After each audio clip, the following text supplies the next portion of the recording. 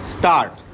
The revised regime on taxation of capital market transactions with all its components is likely to tone down the irrational in capital markets in the short term.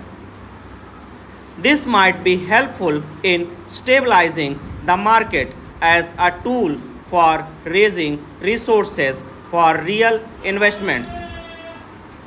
Reform programs of tax regimes have identified broadening of the tax base and elimination or reduction of tax incentives as primary elements, along with rationalization of the rate structures.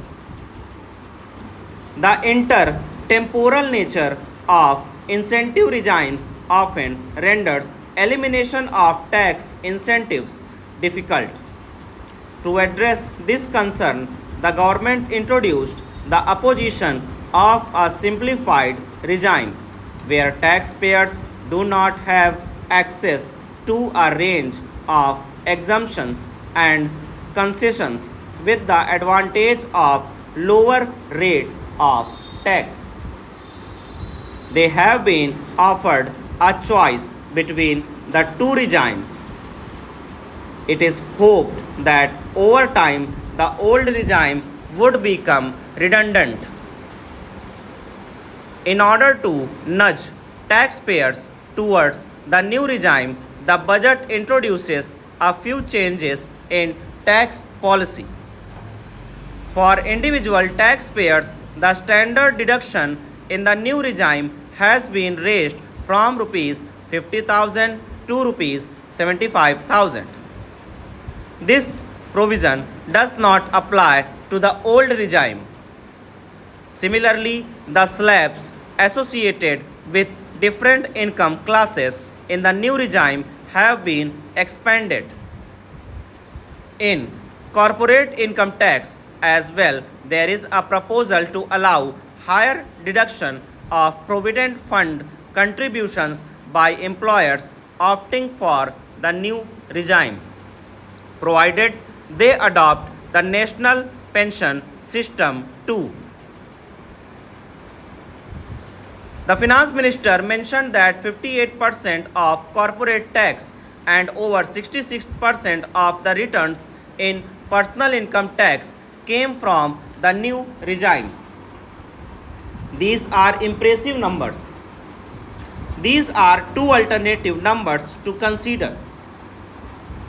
The share of the old regime in total income reported for corporate income tax increased from 38% in 2021-22 to 43% in 2022-23.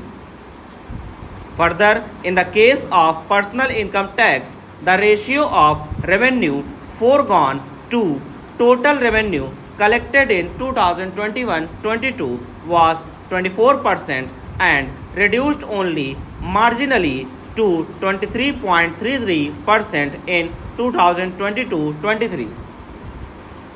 These numbers suggest, as one would expect, that taxpayers are choosing the lesser of the two taxes in choosing a regime.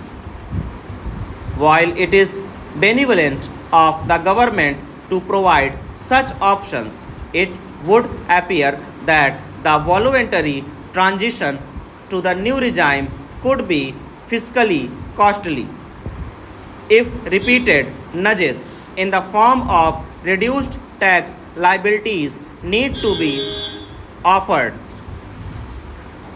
it is possible to argue that a prospective terminal date could be announced for the old regime with limited options for grandfathering existing incentives, more so since alternative regimes do not simplify the choice architecture for taxpayers.